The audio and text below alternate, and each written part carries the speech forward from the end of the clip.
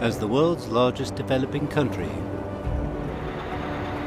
home to the oldest continuous civilization on Earth, China is no easy place to govern. What are its priorities when making policies that affect the lives of 1.4 billion people? How is the country ensuring that its economic development is sustainable? And what does China's development mean for the rest of the world?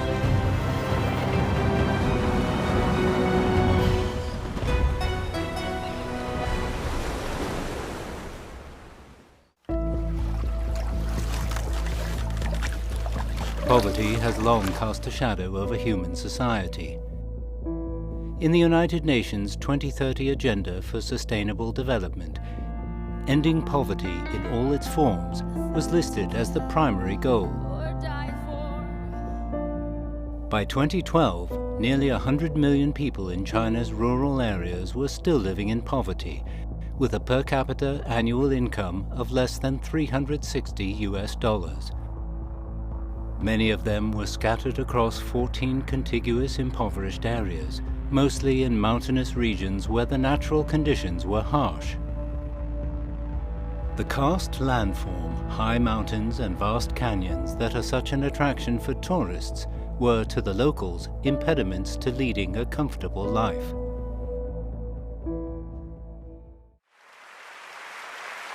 In November 2012, a new CPC central leadership was elected, with Xi Jinping as General Secretary. 全党同志的重托，全国各族人民的期望，这是对我们做好工作的巨大鼓舞，也是我们肩上沉沉的担子。 Within 2 months of assuming office, Xi Jinping paid a visit to the village of Luotuowan in Fuping County, Hebei Province. 日子过得还好吧？哎，都好，都好，哪儿也好。 The village, a 3.5-hour drive from Beijing, lies among the Yanshan Taihang Mountains, one of the 14 contiguous impoverished areas. Before setting off, Xi Jinping told the local government he wanted to see the true state of poverty.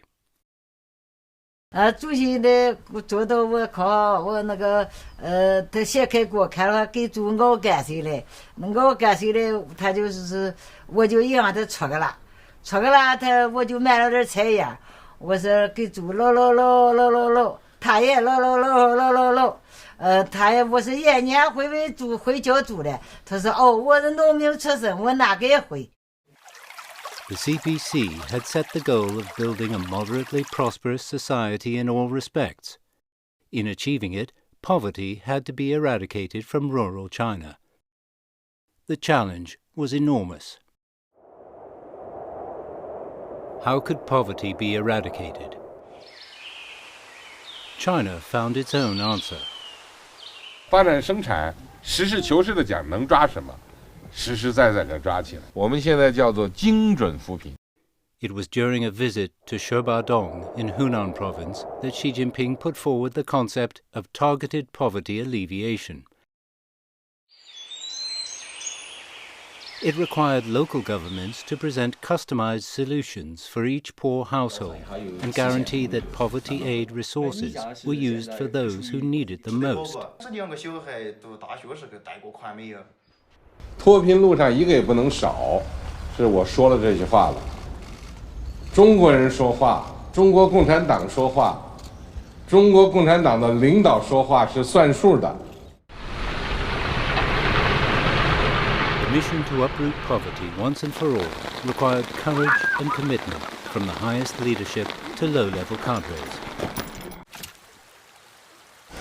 3 million government employees temporarily left their posts and volunteered to go to the grassroots, stationing themselves in villages.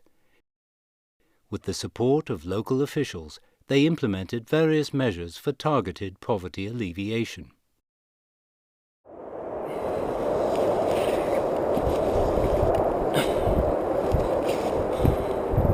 It's winter 2015, and a poverty alleviation task force made up of cadres from Sichuan's Liangshan-Yi Autonomous Prefecture is making its way along a 4-kilometer route to Atulia village, deep in the mountains.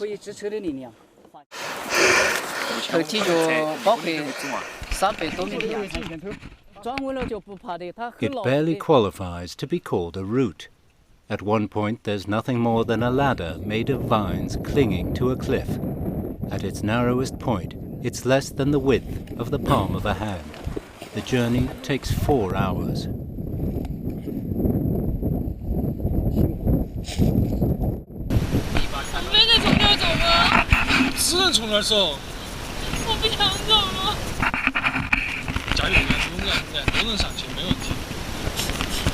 The reporter is going to the village to cover the resettlement program. On their way, they meet corn vendors and children returning home from school. For them, the climb is part of their daily routine.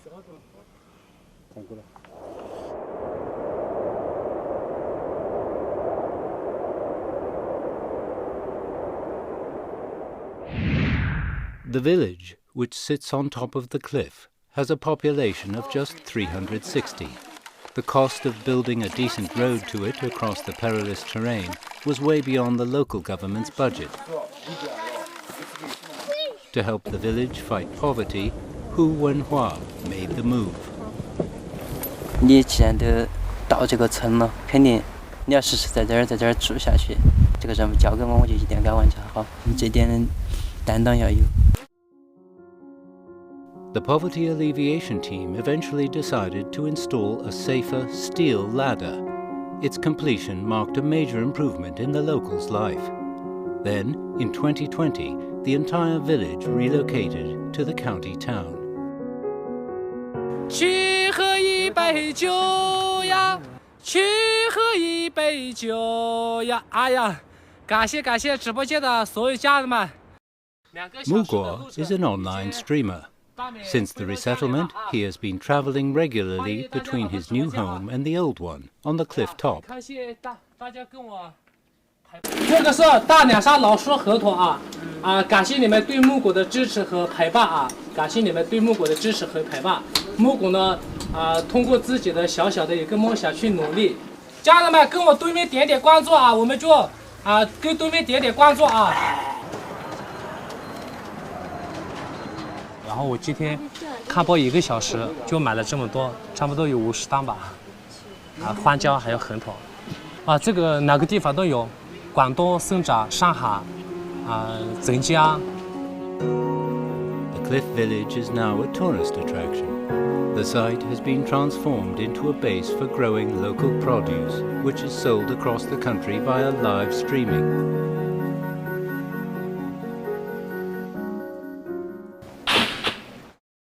Thanks to the joint efforts of government workers and ordinary people, China has won the battle against poverty. In that battle, many people dedicated their youth, even their lives.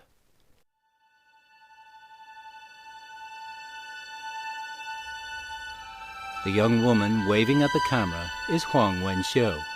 This is an image she left behind. 乡村振兴关键在青年，希望大家多多关注农村发展，多多支持农村工作。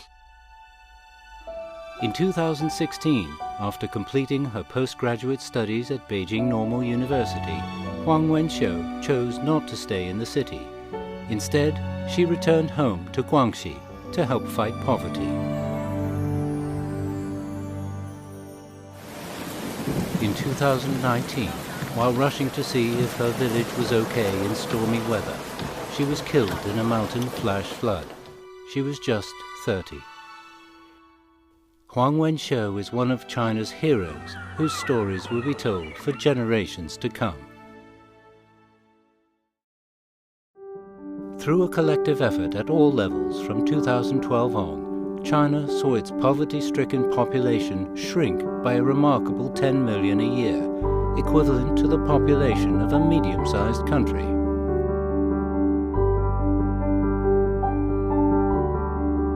The CPC has kept its promise that no one would be left behind on the way to a moderately prosperous society. 2022, per capita disposable annual income in China had increased from $2,300 to over $4,900. In just 10 years, it had more than doubled.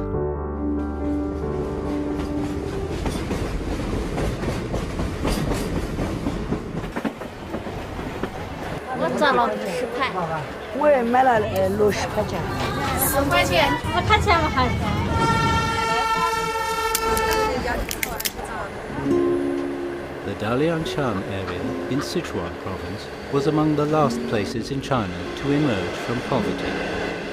The special train shuttling to and fro here can in no way rival China's world-famous high-speed trains for speed. Like a long-distance coach, it stops at even the smallest stations.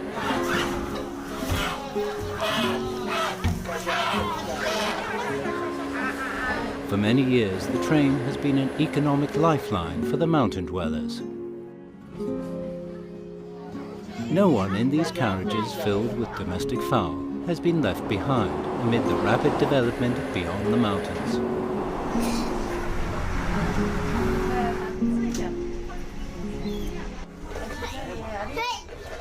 Cette ambition d'éradiquer la pauvreté en Chine est très importante pour la Chine. Elle est très importante aussi pour l'éradication de la pauvreté dans le monde. Quand on dit aujourd'hui que la pauvreté dans le monde a reculé, c'est en grande partie parce qu'elle a été éradiquée en partie en Chine. Donc il faut être lucide sur cette situation où le phénomène de développement chinois a permis de sortir de la pauvreté. China met the poverty eradication targets set out in the United Nations 2030 Agenda for Sustainable Development, 10 years ahead of schedule.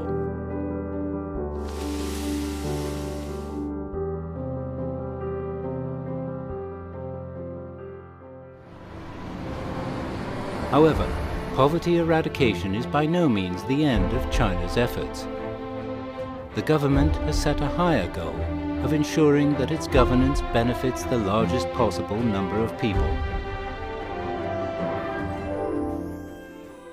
我觉得套路对这种价位的这个药品是没有价值的。我们请企业第一轮报价。It's late 2021, and representatives of China's National Healthcare Security Administration are negotiating over a drug, nusinersen sodium. It's used in treating spinal muscular atrophy, a rare neuromuscular disorder. When it first arrived on the Chinese market in 2019, nusinersen sodium cost $98,000 a shot.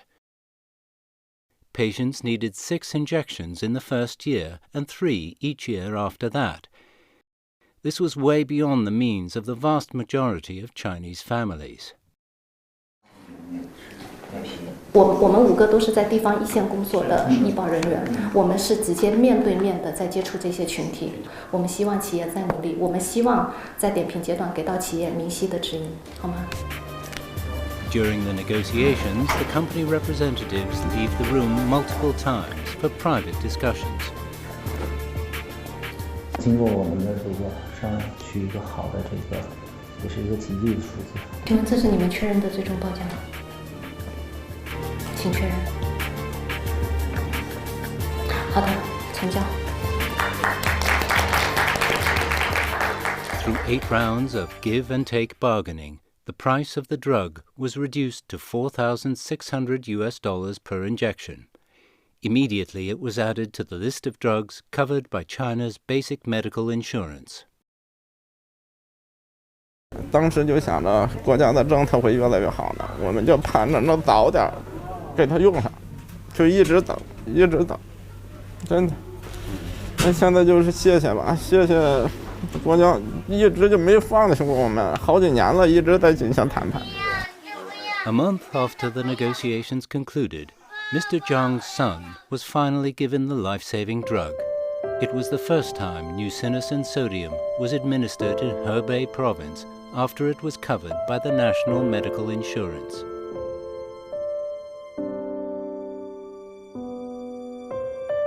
哎呀，我儿子就努力起来了，好，太厉害了。Given China's huge population, even a rare disease can affect tens of millions of people. By 2021, more than 50 drugs for rare diseases were listed in China, 40 of them included on the list of those covered by the country's basic medical insurance. 以人民为中心的这个人权发展理念，那么就是依靠人民，为了人民，由人民呢来参与经济发展和社会进步，同时呢享受发展带来的成果。 Centralized procurement by the country's medical insurance fund has served to bring down prices by 80 to 90% for medical supplies that originally cost thousands of US dollars. These include coronary stents and artificial joints. The prices of nearly 300 drugs have been cut by more than half. By the end of 2021, 1.36 billion Chinese people were covered by basic medical insurance. They were entitled, thanks to their social security cards, not only to medical services and real-time settlement, but also to other social benefits.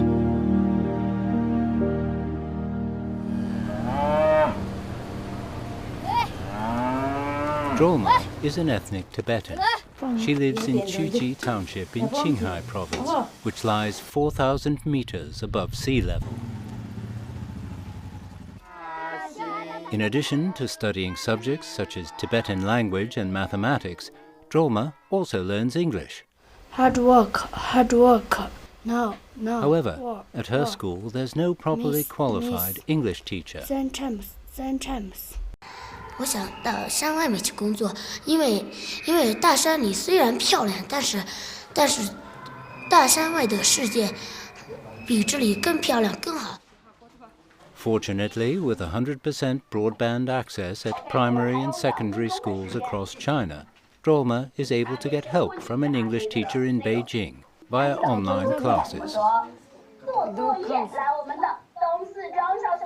For students at remote schools like Drolma, access to quality educational resources has become much easier. 学生们全部都是这几天全部都说的是英语，什么那个生日快乐啊，天天就是那样的。Good morning 嘛啥都是那样，他们好奇心嘛现在。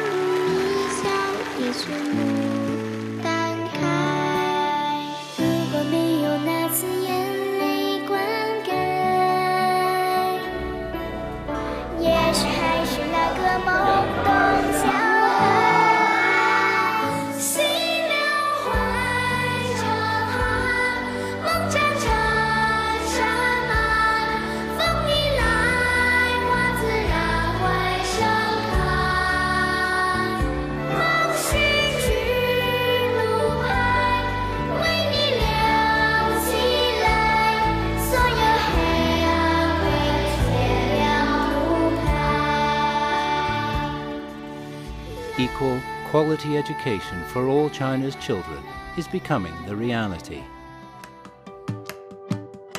This greater accessibility is being accompanied by a heightened sense of engagement. Through community self-governance, citizens can solve their problems by themselves. Through their local communities, they can even have input into the legislative process. 我们最基层的老百姓来参与立法，听听我们老百姓的心声，我们觉得很接地气，很民主。In October 2020, China drew up a draft development plan for the period 2021 to 2025. Prior to its adoption, the authorities solicited public comments and suggestions via the internet and received more than 1 million replies. Among the suggestions that were subsequently included in the plan was that of mutual aid elderly care. It had been submitted by someone calling himself Yun Fan, who, unbeknown to those receiving it, was a grassroots official in Inner Mongolia. 一直在想探索这个就是农村这个养老问题。这个互助养老模式的年轻的有能力的那个老人，他可以照顾帮助那个年纪大的，就是说能力相对弱的那种。哎呀，没想到，真的感觉很意外那种建议都被中央采纳。 Over the past decade, people across China have witnessed the tremendous efforts made by the government to improve their livelihood, especially in poverty alleviation, healthcare, and education. At the same time, the country is revealing a fresh approach to its national development philosophy.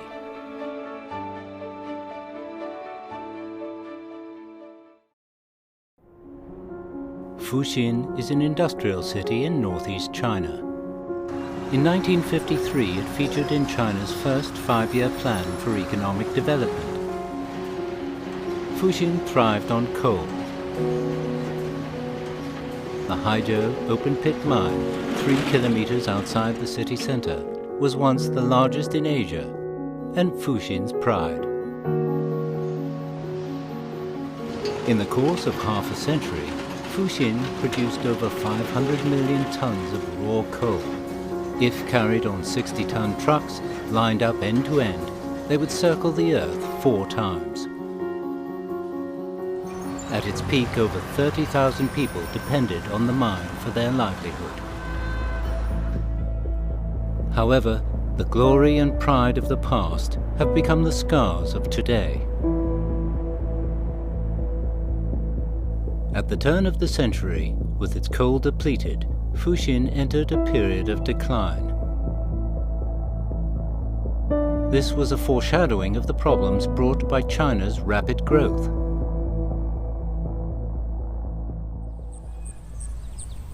There's an old Chinese saying that serves as a warning.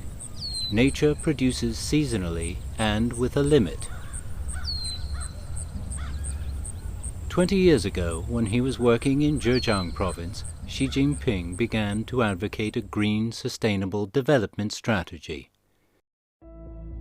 Yuzun village in Zhejiang was once hailed as the richest village in the region. Its wealth was derived from quarrying limestone. However, the industry severely polluted the village's river and air. In 2005, the quarry was closed.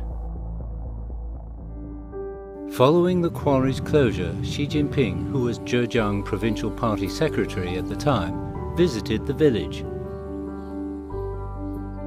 He affirmed that closing the quarry to improve the environment had been the correct decision.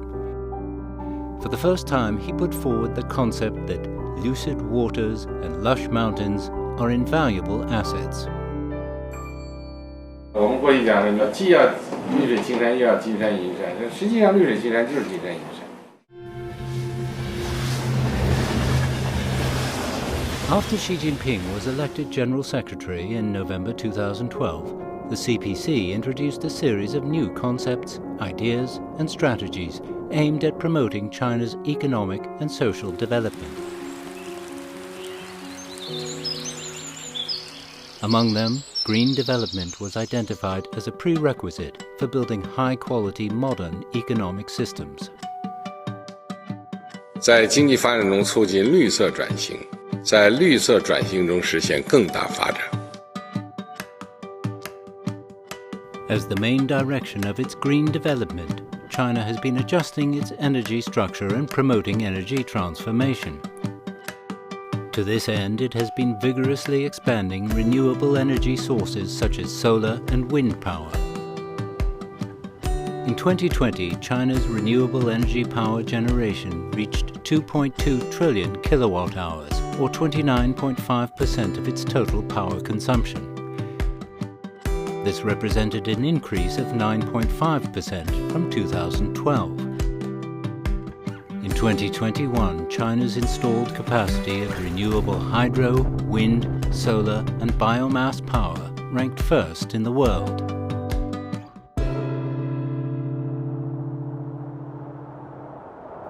The Bashang grassland in Zhangbei is famous for its perpetually fierce winds. Once a nightmare for the local people, the strong winds have now become a precious resource. 张北的风特别大，我们都说它一年刮2次，一次刮半年。小时候特别讨厌风，而现在特别盼着刮风，因为有了风才有电。On the undulating ridges, giant wind turbines are working day and night to deliver clean, green energy. Fuxin, a city that once relied heavily on coal-fired power plants, has embraced green development. Today it is thriving thanks to industries such as new energy, green food, high-end equipment and fine chemicals.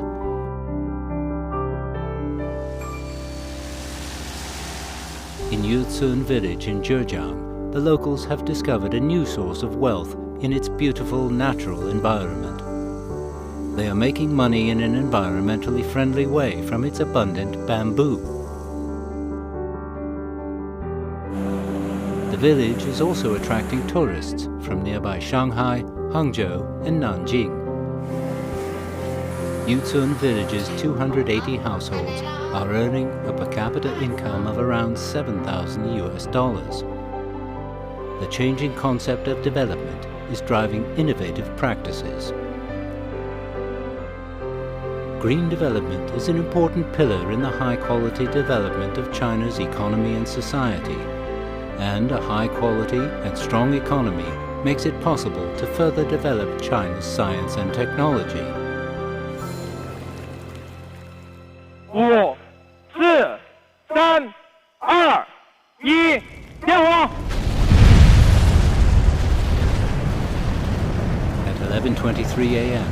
on April the 29th, 2021, with a thunderous rumble, a Long March rocket was launched. It was carrying the Tianhe core module of the Chinese space station into its new home above the Earth.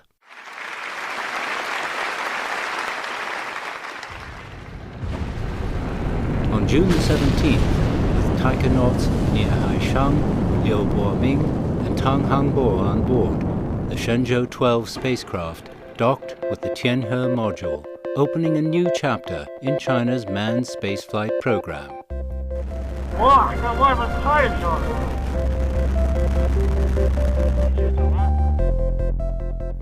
Afterwards, the Shenzhou 13 and Shenzhou 14 spacecraft were also launched successfully.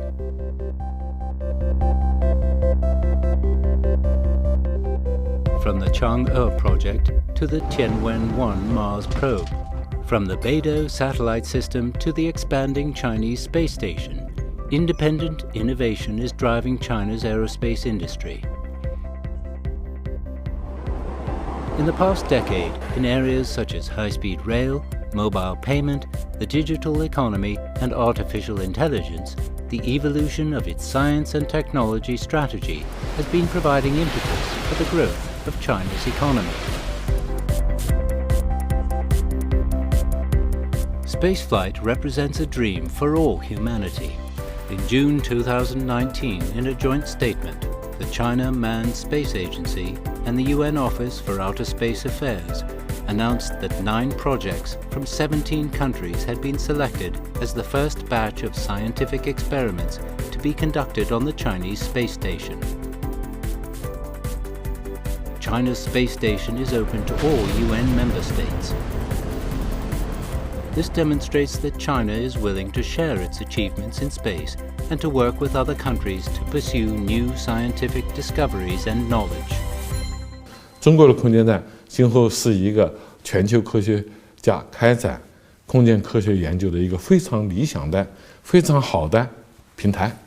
这些平台会促进科学事业的发展，促进科学探索的这个进步。 I'm sure that many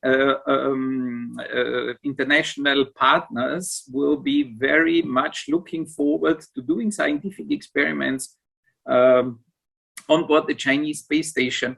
Why? Because astronauts' time and resources are scarce. Scientists, they want and they need more time on board. So opening up additional opportunities through doing new experiments on the Chinese space station, I think will give a very strong impetus for global science. In recent decades, China's opening up has fueled a high rate of economic growth.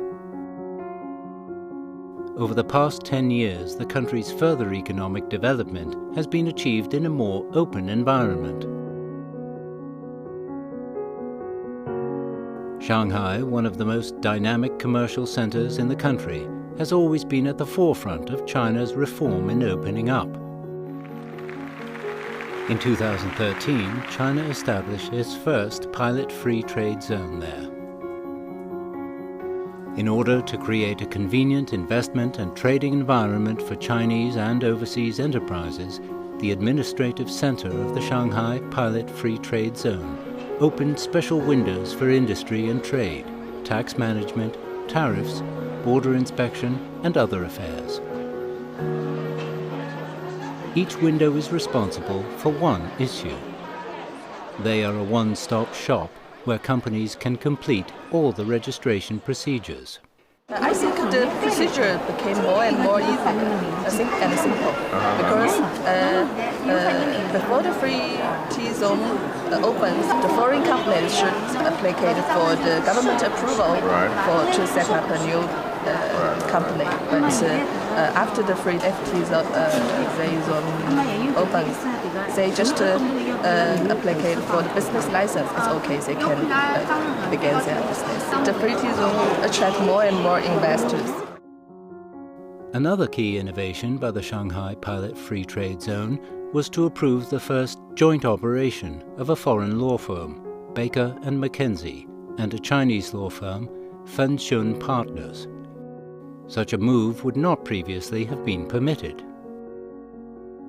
It's never been possible for international firms to be able to combine seamlessly with PRC law firms to offer Chinese local law advice and international law advice in the same platform.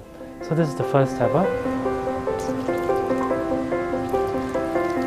Another example of China taking the initiative to open its market is the China International Import Expo. Since its inception in 2018, it has been held 5 times. As the world's largest exporter of dairy products, New Zealand-based multinational Fonterra's sales account for 1/3 of the global dairy trade. Since its entry into the Chinese market, its sales here have been increasing yearly and currently account for over 25% of the group's overall revenue. At the Import Expo, Fonterra signed orders worth $1.7 billion with Chinese supply chain operators. China is a really great market to be in, especially for me being in innovation. It's probably one of the most exciting markets in the world. With fewer restrictions comes a better business environment. Foreign-owned enterprises are sharing more new opportunities created by China's development and are also benefiting from China's wider opening to the outside world. In the Global Business Environment ranking, China jumped from 91st in 2012 to 31st in 2020. China's openness is also rooted in the national culture. China has continued to deepen its international cultural exchange and mutual learning with increasing confidence, openness, and inclusivity.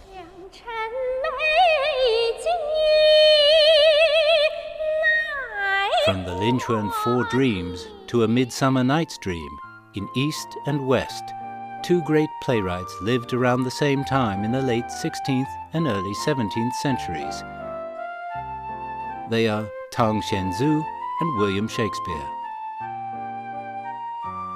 Born in the same era, they represented 2 very different cultures. In 2016, the British town of Stratford-upon-Avon commemorated the 400th anniversary of William Shakespeare's death. The delegation from Tang's hometown of Fuzhou in Jiangxi province presented statues of Shakespeare and Tang to Stratford to honor the 2 men who had died in the same year. The delegation included an art troupe, they brought with them from Tang's birthplace the classic Chinese opera, The Peony Pavilion. It was a historic moment when a work by a giant of Chinese literature was performed in Shakespeare's home. Its fine traditional culture is providing rich nourishment and a positive social environment for China's development still today. This is an event held in Xitang in eastern China to celebrate Hanfu culture. In recent years, this traditional dress style has come to represent the cultural confidence and self-expression of young people.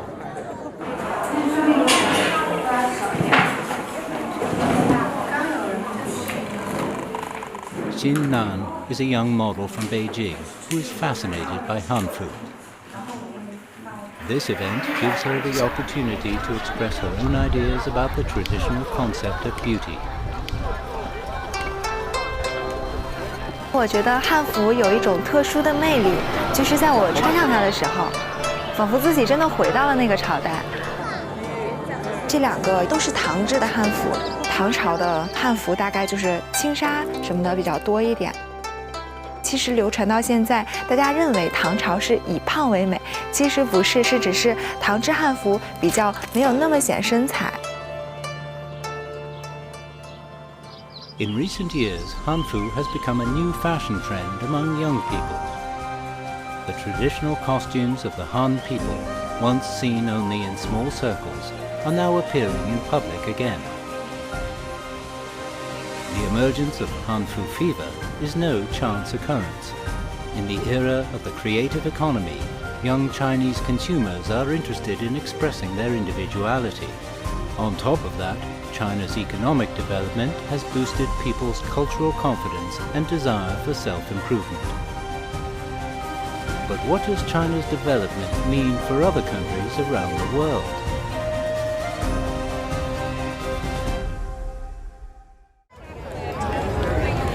We are unstoppable! Another world is possible! We are unstoppable! In December 2015 in Paris, 200 delegations, working under immense pressure, drew up a historic agreement, committing most of the world to take action on climate change. The original climate change conference was held in Berlin in 1995. It was the world's first attempt to reach agreement on the issue. The Paris Conference on Climate Change was the 21st attempt. After 12 days, the negotiations had entered overtime, and still no agreement had been reached. 当时是斗争非常激烈，矛盾非常尖锐。应该说，习主席一直走在前面，亲自做工作，提出了各个国家要求同存异，相向而行。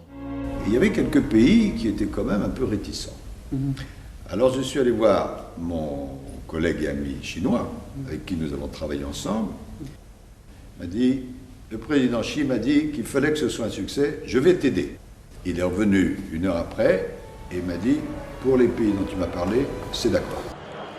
Je vois que la réaction est positive, je n'entends pas d'objection. L'accord de Paris pour le climat est accepté.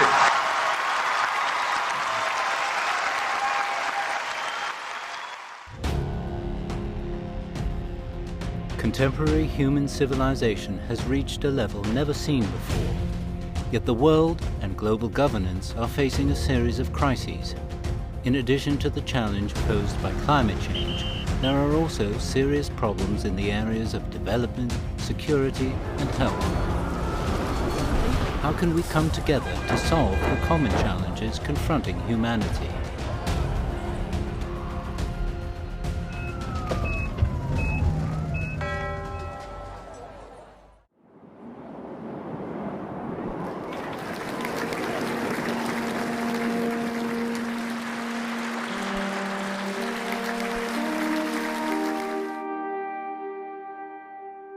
让和平的薪火代代相传，让发展的动力源源不断，让文明的光芒熠熠生辉，是各国人民的期待，也是我们这一代政治家应有的担当。中国方案是构建人类命运共同体，实现共赢共享。In February 2017, building a community with a shared future for mankind was enshrined in a United Nations resolution, and later in documents of the UN and international multilateral mechanisms. That is very much in line with the needs of the world today. If we are going to find the solutions to the very big problems of the planet that affects all of us, it must be people-centered.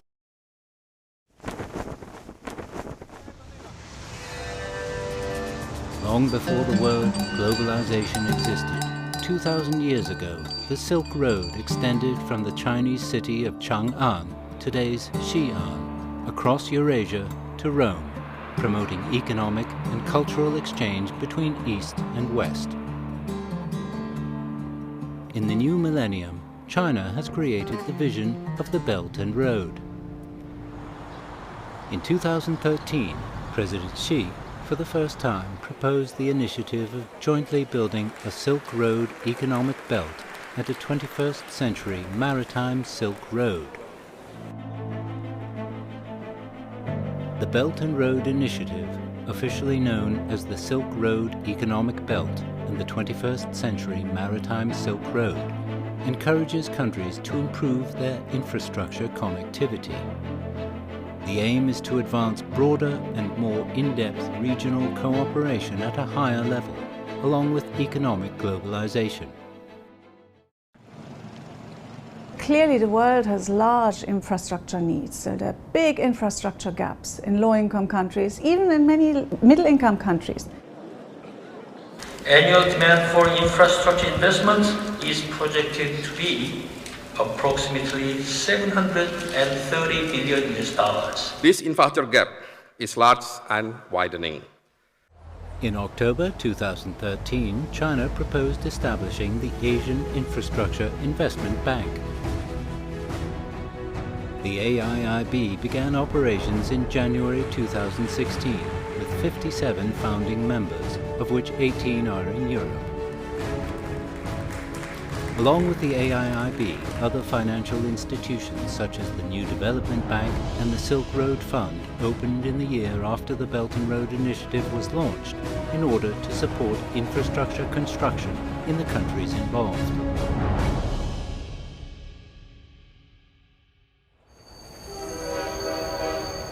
The route running through China's Xinjiang and Inner Mongolia and on to Europe is the China-Europe Railway Express. Cheaper than air freight and faster than ocean freight, the international railway corridor has facilitated economic exchange between China and Europe and among countries along the Belt and Road. In the East China city of Yiwu, known as the world's largest small commodities market, Mohammed is shopping around early. He has a thick stack of purchase orders for bicycle accessories, LED lights and stuffed toys. He comes originally from Jordan and started his trading business in Yiwu with about $4,000 US. 我记得那个时候一个晚上跟几个朋友在约旦吃饭，他们跟我说，中国有个地方叫Yiwu，你能去那边做生意，那边机会比较多。 Mohammed has now spent over 2 decades in China. During that time, he has married a local woman and become the father of 2 girls. In 2014, a freight train service between Yiwu and Madrid started operating. Mohammed began selling small commodities from Yiwu to 13 countries and regions along the route and beyond. In 2020, his company's exports were worth $130 million US. 阿尔及利亚、摩洛哥、非洲那边呢，包括那个现在美国那边呢，意大利、西班牙都在做。“一带一路”将很多国家连在一起的。As of January 2022, The trains running between China and Europe had made more than 50,000 journeys, connecting China with 180 cities in 23 countries and carrying cargo with a total value of $240 billion. The trains loaded with Chinese goods head to European markets and return with red wine, cheese, chocolate, and a variety of other foreign products that enrich the lives of Chinese people.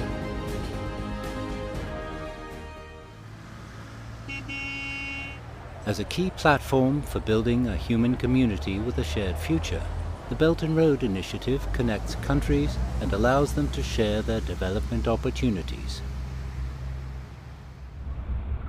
Serbia in southeastern Europe was one of the first countries to support the initiative. The Smederevo steel mill, established in 1913, was once labeled the pride of Serbia. But by 2008, amid the global economic crisis, the mill was on the verge of bankruptcy.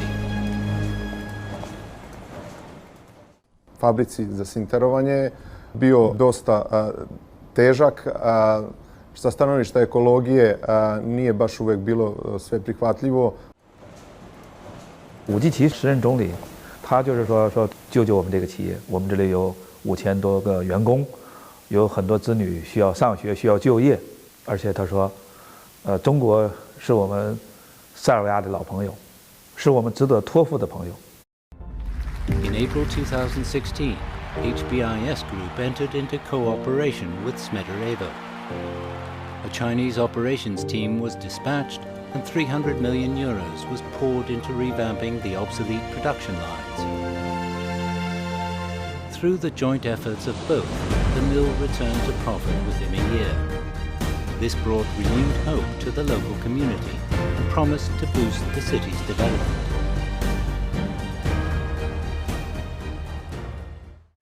All those countries know that they have to be linked to other countries. And instead of linking them with some kind of ideology, you link them in a very practical way. Poverty reduction is a global challenge. While committed to eliminating its own poverty, China is also actively participating in international poverty reduction cooperation. To this end, it is sharing its development experience with other countries and supporting the developing countries, especially those that are least developed.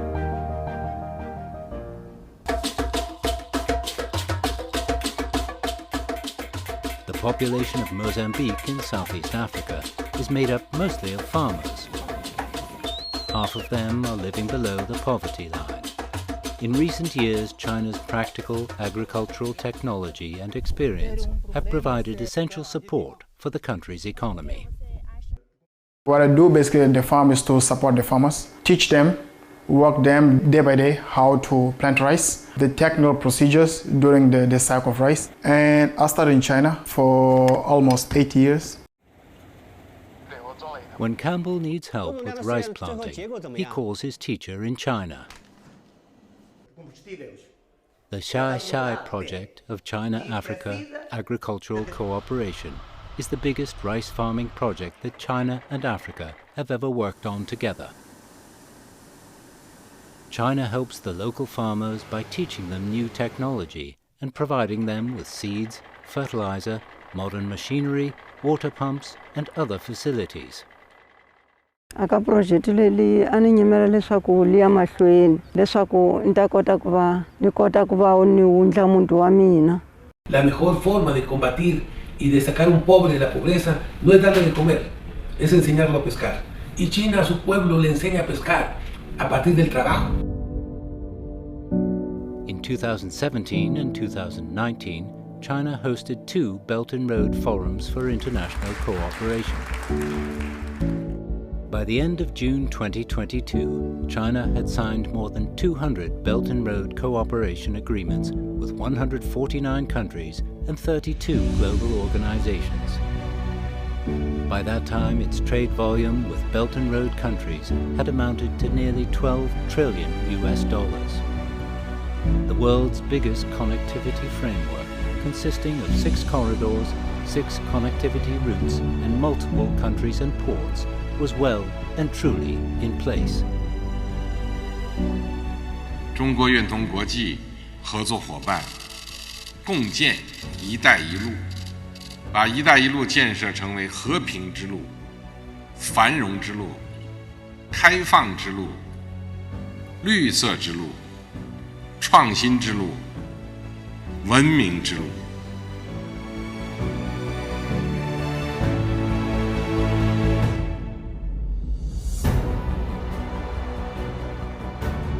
In the autumn of 2022, the 20th National Congress of the Communist Party of China convened in Beijing. Subsequently, a new CPC central leadership was elected, with Xi Jinping at its core. "